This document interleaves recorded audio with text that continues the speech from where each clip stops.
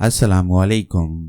पेशे खिदमत है अंबरनाग मारिया सीरीज की अगली कहानी बदरूहों की चट्टान, पहला हिस्सा। मारिया समुंदर के ऊपर उड़ी जा रही थी।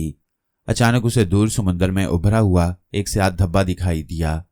वो उसकी तरफ बढ़ी कि शायद यह समुंदर का वही किनारा हो जहां वो नाग, केटी और थ्यूसोंग को छोड़ाई थी। लेकिन जब वो करीब आई तो मालूम हुआ कि ये एक छोटा सा जजीरा है जिसमें घना जंगल है। मारिया जजीरे पर उतर आई। उसने जजीरे में घूम फिर कर देखा। ये जजीरा गैर आबाद था। किनारे पर समुंदर के नजदीक लकड़ियों के टुकड़े और कुछ पुराने फटे हुए कपड़े बिखरे पड़े थे। ये चीजें रेत में आधी धंसी हुई थीं। ऐसा मालूम होता था कि इस जजीरे पर कुछ अरसा पहले कुछ लोग आए थे और फिर चले गए। मारिया को यहाँ अपने दोस्तों में से किसी की खुशबू नहीं आ रही थी। मारिया ने सोचा कि वो थोड़ी देर इस बेआबाद जजीरे में घूमकर इसका जायजा लेगी और फिर सूरज के हिसाब से फिजा में परवाज करके एक बार फिर नाग, केटी और थ्यूसोंग के पास पहुंचने की कोशिश करेगी। वो गैबी हालत में थी। वो पैदल चलती जंगल के दरमियान आ गई। मारिया को घने जंगल में दरख्तों के दरमियान एक पुराना गार नजर आया। उसने सोचा कि गार के अंदर चलकर देखना चाहिए कि अंदर क्या है। वो गार की तरफ बढ़ी। गार के बाहर किसी मकड़ी ने जाला तान रखा था। मारिया जाले में से गुजरने के ख्याल से आगे बढ़ी। जो ही वो जाले से टकराई उसके जिस्म को बिजली के करंट जैसा झटका लगा और वो मकड़ी के जाले में उलझकर नीम बेहोश हो गई। मारिया ने पूरा जोर लगाया कि वो जाले में से निकल जाए, मगर एक तो उस पर बेहोशी तारी होने लगी थी, दूसरा वो जितना जोर लगाती उतना ही जाले में फंसती जाती। उसने देखा कि गार के अंदर से एक बहुत बड़ी काली स्याह मकड़ी अपनी लंबी लंबी टांगे चलाती दौड़ती हुई वहां आई और उसने मारिया को अपने मुंह से निकलती तारों में लपेटना शुरू कर दिया। मकड़ी के मुंह से तार निकल रहा था और मकड़ी अपनी दोनों टांगों से उस तार को मारिया के जिस्म के इर्द गिर्द लपेटती जा रही थी। हैरानी की बात यह हुई कि मारिया के जिस्म के गिर्द मकड़ी के तार लपेटते ही उसका जिस्म जाहिर हो गया और मारिया नजर आने लगी। फिर मारिया बेहोश हो गई।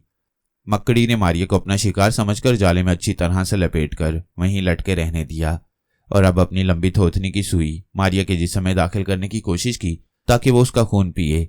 लेकिन मकड़ी की लंबी सुई मारिया के जिस्म में दाखिल नहीं हुई थी। मकड़ी ने बहुत कोशिश की मगर मारिया का जिस्म जैसे पत्थर का बन गया था। मकड़ी के मुंह की सुई जख्मी हो गई। अब मकड़ी ने उसे खाने की कोशिश की मगर मारिया के जिस्म पर उसके मुंह के बारीक दांतों का भी कोई असर न हुआ। मकड़ी घबराकर गार के अंदर जाने की बजाय जंगल में भाग गई। मारिया गार के मुंह में जाले में लिपटी लटक रही थी और दूसरी तरफ गहरे खुले समुंदर में अंबर और जुलीसोंग के नक्श को लिए लंगड़े कप्तान और पुरस्कार चीनी का जहाज सफर कर रहा था। तीसरी जानिब नाग, केटी और थ्यूसोंग समुद्र के किनारे बैठे मारिया का इंतजार कर रहे थे। उन्हें मारिया की खुशबू भी नहीं आ रही थी। जब उन्हें बैठे बैठे काफी देर हो गई तो थ्यूसोंग ने फिक्रमंद लहजे में कहा, हम अंबर और जुलीसोंग को ढूंढ रहे थे और यहाँ मारिया भी गई। केटी और नाग भी गमगीन और परेशान थे। मारिया को अब तक वापिस आ जाना चाहिए था। रात गुजर गई थी, दिन भी काफी गुजर गया था, मगर मारिया का दूर दूर तक निशान नहीं मिल रहा था। नाग बोला, मैं उड़कर जाता हूं और मारिया का पता लगाता हूं। थ्यूसोंग ने नाग को रोक लिया और बोला, हम अब किसी को अकेले नहीं जाने देंगे, हम सब तुम्हारे साथ चलते हैं। अब वो सर जोड़कर बैठ गए कि आगे क्या करना चाहिए। केटी ने कहा, अगर जुलीसोंग को इस जगह से जहाज पर सवार कराया गया है तो यहाँ से आगे सबसे बड़ा मुल्क चीन ही का है। जुलीसोंग यकीनन चीन ही गई होगी और मारिया भी उस तरफ गई है। जाहिर है कि वो भी चीन ही के इलाके की तरफ भटक गई होगी। बस हमें भी किसी जहाज में बैठकर चीन ही की तरफ कूच करना चाहिए। मुमकिन है मारिया, अंबर और जुलीसोंग एक साथ हमें चीन के मुल्क में ही मिल जाएं। ये तजवीज़ सबको पसंद आई। वहां से वो मशरकी साहिल की बंदरगाह की तरफ चल पड़े। बंदरगाह वहां से ज्यादा दूर नहीं थी। इस बंदरगाह से हफ्ते में एक बार बादबानी जहाज मुसाफिरों को लेकर चीन की तरफ जाता था। जिस रोज नाग, केटी और थ्यूसोंग बंदरगाह पर आए, जहाज उसी रात को वहां से चलने वाला था। उन्होंने किराया अदा किया और जहाज में जाकर बैठ गई। रात को जहाज ने लंगर उठाया और समुद्र में मुल्क चीन की तरफ रवाना हो गया। जुलीसोंग और अंबर वाला बादबानी जहाज आगे आगे जा रहा था। उसके बहुत पीछे दूसरा बादबानी जहाज समुद्र में सफर कर रहा था जिसमें नाग, केटी और थ्यूसोंग सवार थे। दूसरी तरफ मारिया समुद्र के गुमनाम जजीरे में गार के मुंह पर मकड़ी के जाले में लिपटी बेहोश पड़ी थी। वो गैबी हालत में नहीं थी बल्कि साफ देख रही थी। ये शायद मकड़ी के जाले का असर था कि वो नजर आने लगी थी। सारा दिन मारिया को इसी हालत में गुजर गया। मकड़ी जंगल में चली गई थी क्योंकि वो मारिया को खा नहीं सकती थी। मारिया जाले में लिपटी बेहोश थी। दिन गुजर गया, फिर रात आ गई। जजीरे पर गहरे बादल छा गए, बिजली चमकने लगी और फिर मूसलाधार बारिश शुरू हो गई। मारिया को कुछ खबर नहीं थी। वो बेहोशी की हालत में मकड़ी के जाले में फंसी गार के मुंह पर लटक रही थी। सारी रात बारिश होती रही, तेज हवाएं चलती रहीं। जब दिन चढ़ा तो बारिश का तूफान थम गया, हवा भी थम गई, मगर आसमान पर बादल उसी तरह छाए हुए थे। एन उस वक्त जजीरे के जुनूब की तरफ एक जड़ से उखड़ा हुआ दरख्त समुद्र की लहरों पर तैरता हुआ नजर आया। समुद्री लहरों ने उस दरख्त को उठाकर साहिल पर फेंक दिया।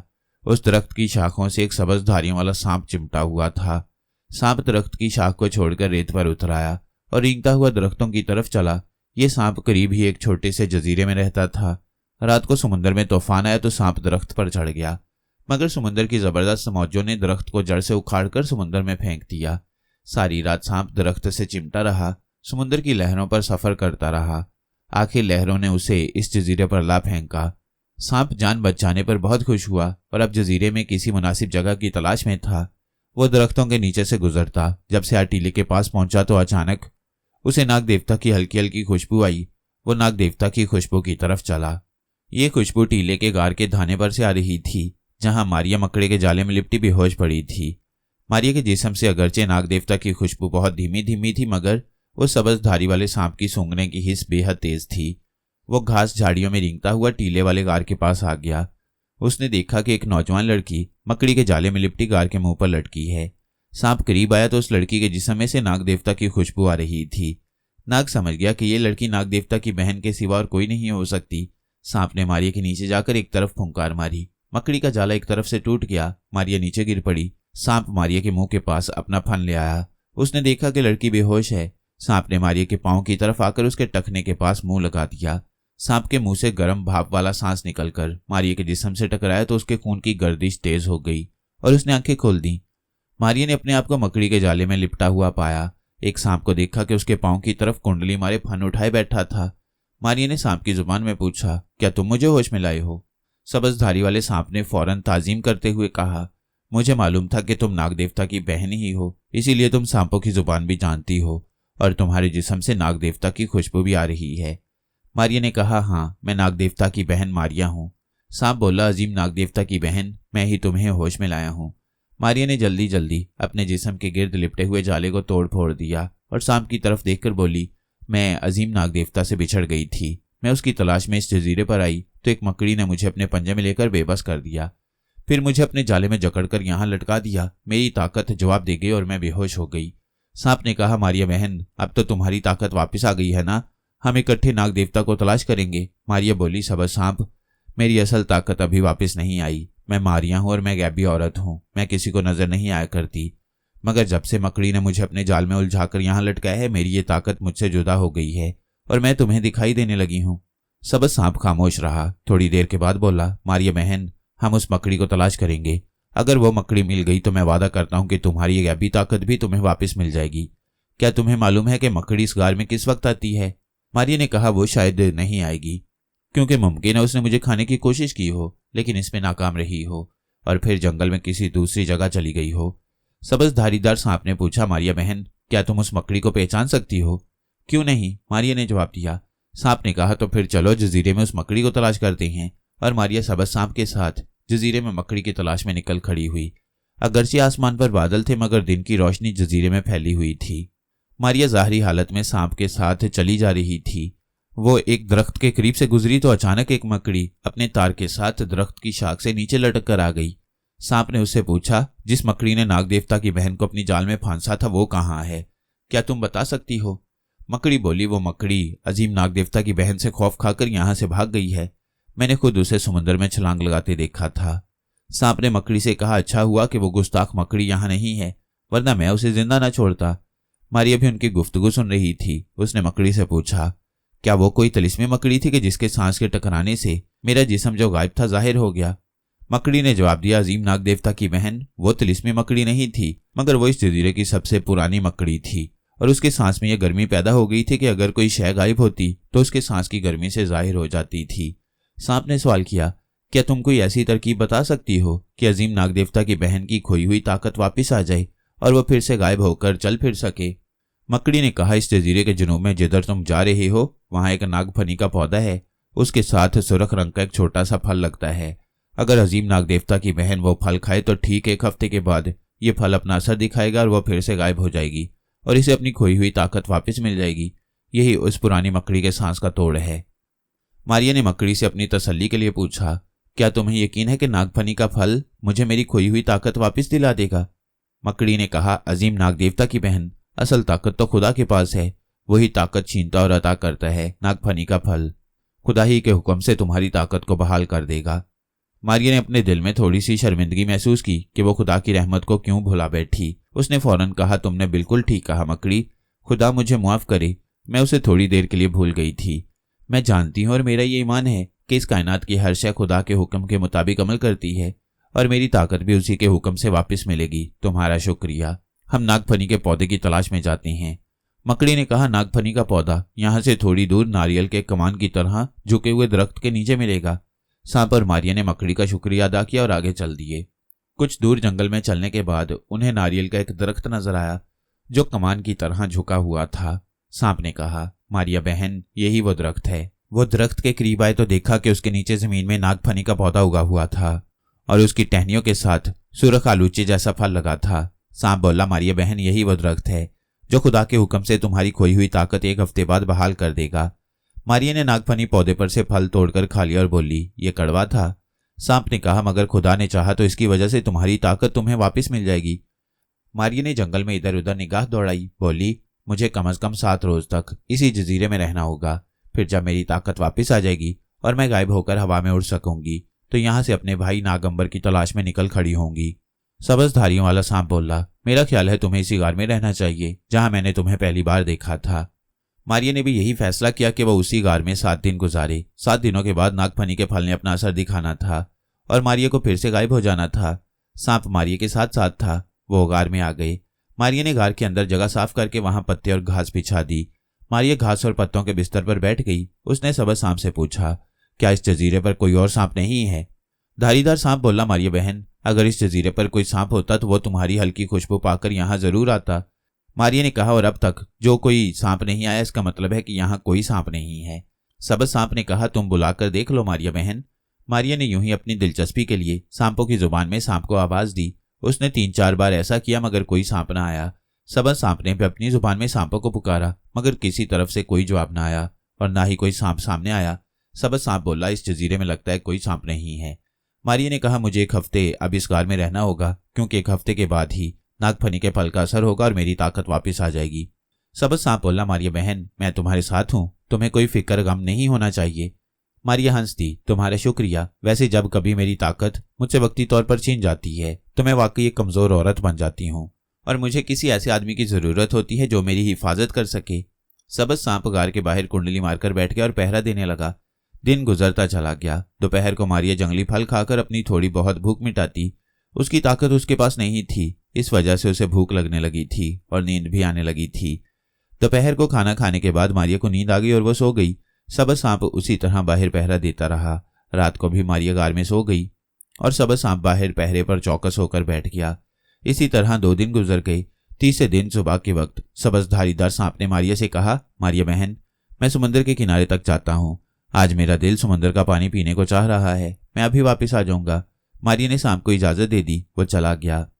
मारिया गार में खामोश बैठी अपने साथियों के बारे में सोचती रही। थोड़ी ही देर गुजरी थी कि सबज सांप वापस आ गया। वो कुछ परेशान था। कहने लगा, एक बादबानी जहाज आकर किनारे पर लगा है। मुझे वो बहरी लुटेरों का जहाज लगता है।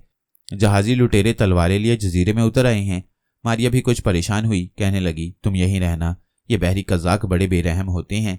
सबज सांप ने कहा, तुम फिक्र न करो मारिया बहन, मेरी ख्वाह जान चली जाए मगर तुम पर कोई आंच नहीं आने दूंगा।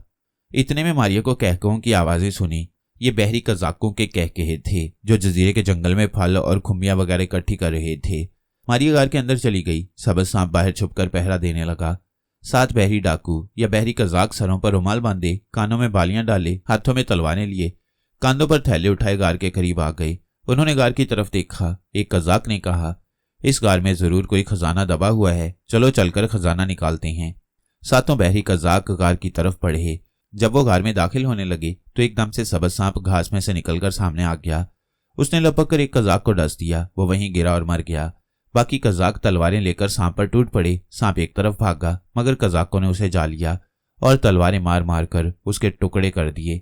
एक कजाक बोला, हमारा एक साथी मारा गया है मगर यह बात साबित हो गई है कि गार में खजाना है क्योंकि इसके बाहर सांप पहरा दे रहा था। दूसरा कजाक चिल्लाया, हाँ, खजानों पर सांप पहरा दिया करते हैं। मारिया ये सब कुछ सहमी हुई सुन रही थी। उसने सबज सांप को मरते भी देख लिया था। वो गार में अंदर दौड़ी, मगर गार आगे जाकर बंद हो गई थी। 6 कज़ाक अपने साथी को वहीं एक गड्ढे में फेंककर गार में घुस गए। खजाने की जगह उन्हें गार में मारिया मिल गई। एक जवान सहमी हुई लड़की को देखकर बहरी कज़ाक को खुशी से उछल पड़े और बोले कि यही वो खजाना है जिसकी हिफाजत सांप कर रहा था। इस लड़की को पकड़कर कप्तान के पास ले चलो, कप्तान इसे बेचकर बहुत माल कमाएगा और हमें भी हिस्सा मिलेगा। मारी के पास उसकी ताकत नहीं थी, वो मजबूर और बेबस थी। कज़ाकों ने उसे पकड़ लिया और खींचते हुए गार से बाहर ले आए। दिन की रोशनी में उन्होंने मारिया को देखा तो एक कज़ाक बोला, ये बड़ी खूबसूरत लड़की है, इसका बड़ा माल मिलेगा, इसे अभी कप्तान के पास ले चलो। वो मारी को उठाकर समुद्र के साहिल पर आ गए, जहां उनका बादवानी जहाज समुद्र में लंगर डाले खड़ा था। जहाज का कप्तान, जिसकी शक्ल ही बता रही थी कि वह एक बेरहम और संगदिल इंसान है, समुद्र के किनारे कुर्सी पर बैठा खंजर से नारियल काट रहा था। उसने मारिया को देखा तो नारियल हाथ से फेंक कर गुर्राया, ये जन्नत की हूर कहां से मिल गई तुम्हें? कज़ाकों ने बताया कि जजीरे के एक गार में छुपी बैठी थी। कप्तान उठकर मारिया के करीब आया। उसने घूर कर मारिया को देखा, फिर उसको बालों से पकड़कर एक झटका दिया। मारिया जमीन पर गिर पड़ी। कप्तान ने मारिया को ठुड्डा मारकर हुक्म दिया, उठो और मुझे सलाम करो, आज से मैं तुम्हारा मालिक हूं और तुम मेरी लौंडी हो। मारिया को गुस्सा बहुत आया, मगर वो कुछ कर नहीं सकती थी। मजबूरन दिल पर हाथ रखकर उठी और जालिम कप्तान को सलाम किया। कप्तान कहा मारकर हंसा और बोला, इसे जहाज पर ले जाकर मेरे कैबिन में बंद कर दो। कज़ाक मारिया को उठाकर जहाज पर ले गए और जहाज के अंदर एक छोटे से कैबिन में बंद करके बाहर ताला लगा दिया। मारिया की ताकत वापस आने में अभी 4 दिन बाकी थे। मारिया के दिल में यह दड़का भी लगा था कि अगर नागफनी के फल का असर ना हुआ और उसे उसकी ताकत वापस ना मिली तो वो क्या करेगी। ना जाने यह संगदिल कप्तान उसे किस शहर में ले जाकर किसके पास फरोख्त कर दे। फिर वो कभी अंबरनाक केटी को ना मिल सकेगी, क्योंकि उस जमाने में लौंडियां बाजार में बिकती थीं और लौंडियों को घरों में सख्त पहरे में रखा जाता था। खास तौर पर खूबसूरत लौंडियों को घर से बाहर निकलने की इजाजत नहीं होती थी। मारिया ने कैबिन को चारों तरफ देखा। एक तख्ते पर 2 कुर्सियां और एक मेज पड़ी थी। दीवार में एक अलमारी थी जिस पर बड़ा मोटा शीशा चढ़ा था। मारिया ने शीशे को हाथ से दबाकर देखा। इस शीशे को वो तोड़ नहीं सकती थी। लाचार होकर बिस्तर पर बैठ गई और गौर करने लगी कि वो इस जहाज से कैसे फरार हो सकती है। वहां से भागने का सिर्फ एक ही तरीका था कि जब उसे जहाज के अर्शे पर जाने का मौका मिले तो वो समुद्र में छलांग लगा दे। लेकिन वो कमजोर औरत थी, समुद्र में वो मर सकती थी। वो अकेली समुद्र में कब तक तैर सकती थी? उसे बाहर दूर बहरी कज़ाकों के कहकहों और एक दूसरे से बातें करने की आवाजें आ रही थीं। जहाज के ऊपर भी मल्लाह अर्शे की बाल्टियों को डाल जहाज के ऊपर भी मल्लाह अर्शे पर बाल्टियां डाल जहाज के ऊपर भी मल्लाह अर्शे पर पानी की बाल्टियां डालकर धो रहे थे। दिन ढल रहा था कि बेरहम कप्तान अंदर आ गया। उसके हाथ में चमड़े का हंटर था। उसने आते ही हंटर को इतने जोर से पटका कि मारिया डरकर उछल पड़ी। कप्तान ने खौफनाक कहका लगाकर कहा, फिक्र न करो, अगर तुम मेरे हुक्म पर अमल करती रहोगी तो तुम्हें कुछ नहीं कहूंगा, नहीं तो मैं गर्दन बड़े आराम से काट भी दिया करता हूं। अब तक कई औरतों की गर्दनें काट चुका हूं। बोलो, क्या तुम मेरे हुक्म पर अमल करोगी? मारिया ने मजबूर होकर कहा, हाँ, और ये भी बताओ कि तुम यहाँ कैसे आ गई। मारिया ने एक फर्जी कहानी सुना दी कि वो जहाज में अपने माँ बाप के साथ सफर कर रही थी कि जहाज तूफान में डूब गया। वो बड़ी मुश्किल से एक तख्ते पर बैठकर सफर करती रही और फिर इस जजीरे पर पहुंच गई। कप्तान ने कहा, बस अब तुम मेरी हो, मैं चाहे तुम्हें आगे बेच दूं, चाहे तुमसे शादी कर लूं, ये मुझे फैसला करना होगा।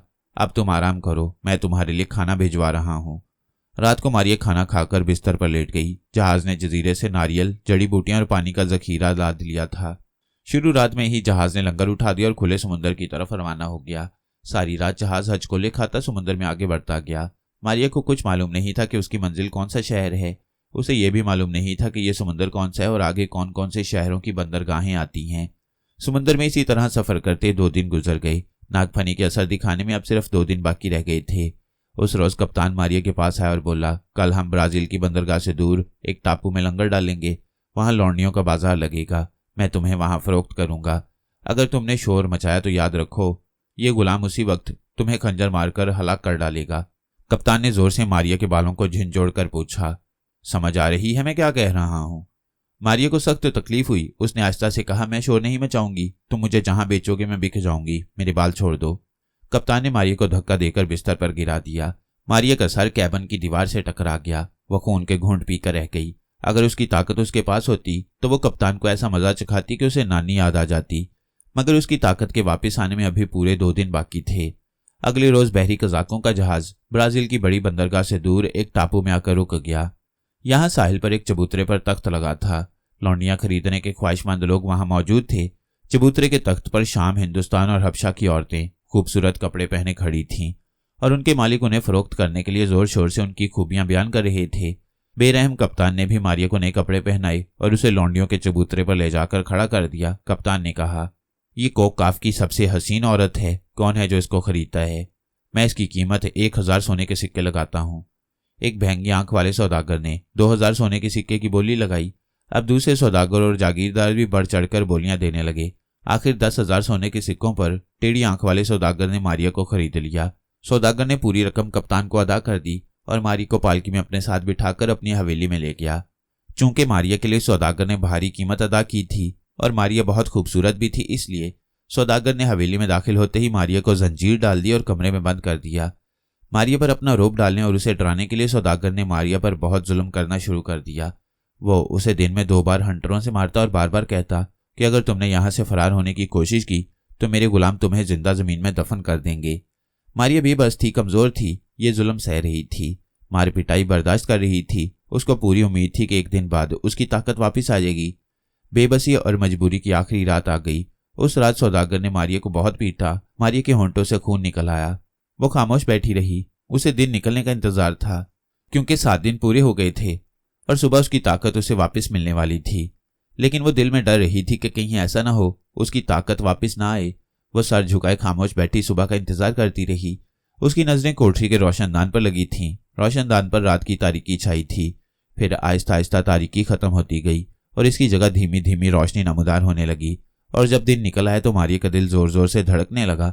ये वक्त उसकी ताकत के वापस आने का था, मगर अभी तक उसकी ताकत वापस नहीं मिली थी। मारिया उठकर इधर उधर टहलने लगी। वह सख्त बेचैनी महसूस कर रही थी। फिर अचानक सबसे पहले उसके पांव गायब हो गए। मारिया ने झुककर देखा। उसे अपने पांव धुंध की शक्ल में नजर आ रहे थे। खुशी से मारिया उछल पड़ी। जो ही वो उछली उसका सारा जिस्म गायब हो गया और वो हवा में बुलंद होकर छत के साथ जा लगी। उसकी ताकत वापस आ गई थी। मारिया गायब हो चुकी थी। उसने अपनी ताकत आजमाने के लिए कोठरी में पड़ी हुई जंजीर को उठाया। ये जंजीर उसके पांव में बांधी गई थी। मारिया ने जंजीर को झटका दिया। लोहे की मजबूत जंजीर के 2 टुकड़े हो गए। मारिया का चेहरा खुशी से सुर्ख हो गया। अब वो इंतकाम लेना चाहती थी इन लोगों से। सबसे पहले मारिया ने टेढ़ी आंख वाले सौदागर से बदला लेने का सोचा, जिसने उसे खरीदा था और 2 रोज से उसे मार रहा था। मारिया बंद कोठरी में से बड़ी आसानी से बाहर आ गई। उसने देखा कि हवेली में नौकर चाकर अपने अपने काम में लगे थे। नाश्ता करने की तैयारियां हो रही थीं। जालिम सौदागर हवेली के छोटे से बागीचे में कुर्सी पर बैठा अनानास का जूस पी रहा था। 2 नौकर उसके पीछे खड़े उसे पंखा झल रहे थे। मारिया उसके पास जाकर खड़ी हो गई। टूटी हुई जंजीर का एक टुकड़ा अभी तक मारिया के हाथ में था। सौदागर ने मारिया को नहीं देखा था। वो उसे देख भी नहीं सकता था।